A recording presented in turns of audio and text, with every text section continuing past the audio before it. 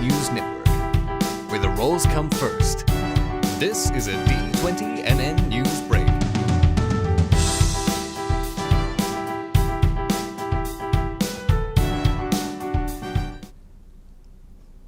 So how do you like the new digs? This set is the result of our successful Kickstarter campaign back in September.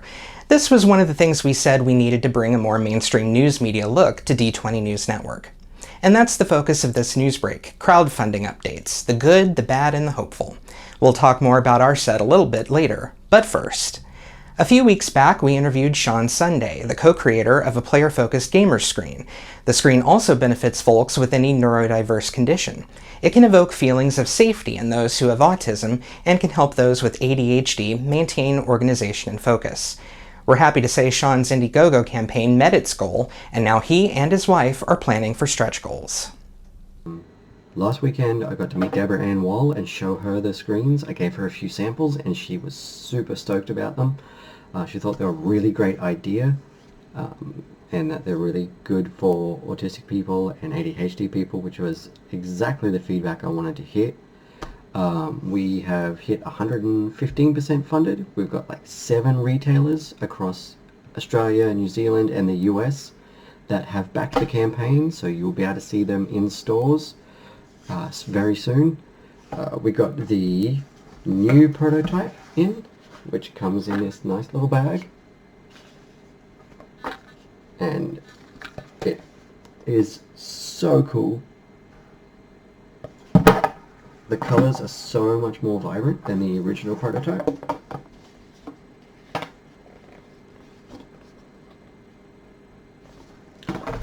And aside from that, we've announced our stretch goal, which will be the bags with Brian, our Brain Beast mascot, on them.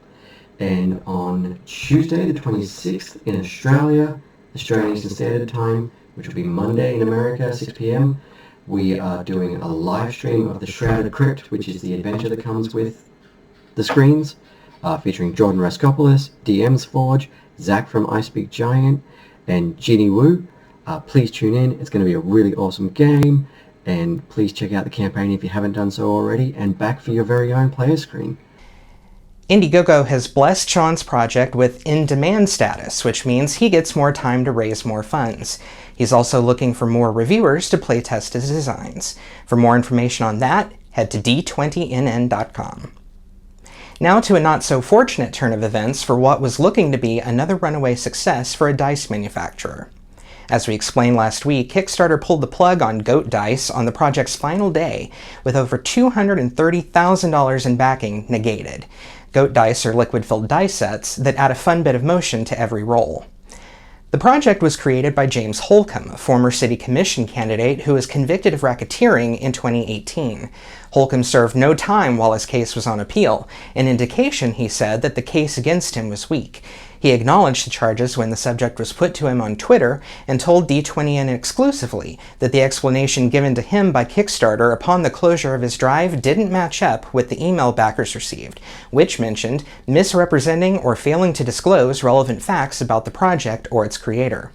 He also stated he intended to carry on with the business and sell the dice from his website. Since that comment on November 14th, Goat Dice's Facebook page appears to have been scrubbed of all content save for one product picture. Their website is also just a splash screen linking to the defunct fundraising page. We'll let you know about any further developments as they come along. Now, if you were a fan of Mad TV during its run, you're probably familiar with this guy. If not for his compelling sales tactics for Spishak household products, then definitely for that haircut. I'm pleased to tell you that Pat Kilbane's hair hasn't changed much since he left Mad TV, and even more pleased to tell you he's a D&D fan, so much so that he's produced a documentary on the life of Gary Gygax. The Dreams in Gary's Basement will have its first test screening at GaryCon in Lake Geneva, Wisconsin this coming March.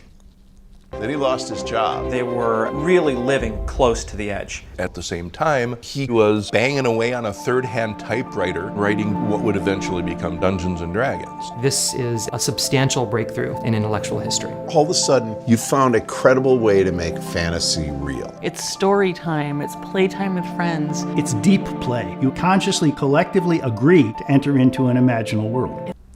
We hope to have an update on the documentary when we talk with Pat Kilbane here on D20NN later this spring.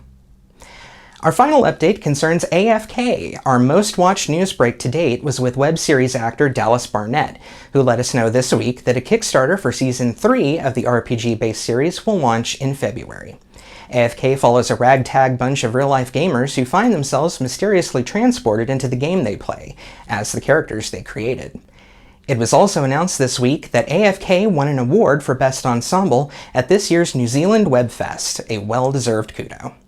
You can learn more about their campaign and see the show from the beginning at fansupported.com and follow them on Facebook, Twitter, and YouTube.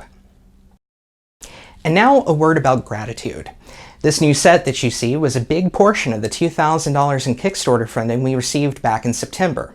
The folks at FX Design Group make real and virtual sets for television stations across the country and internationally.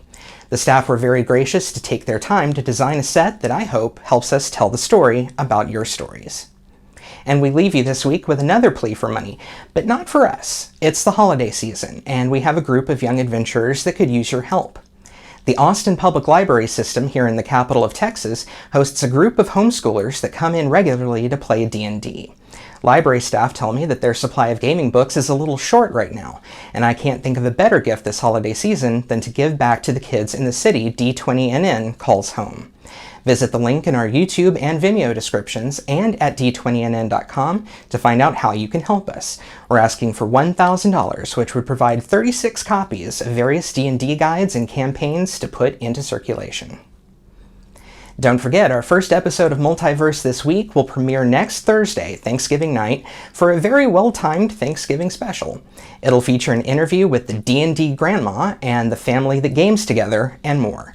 We hope you'll join us for that. Until then, adventurers, every roll is critical. Make the best with whatever rolls your way. See you next time.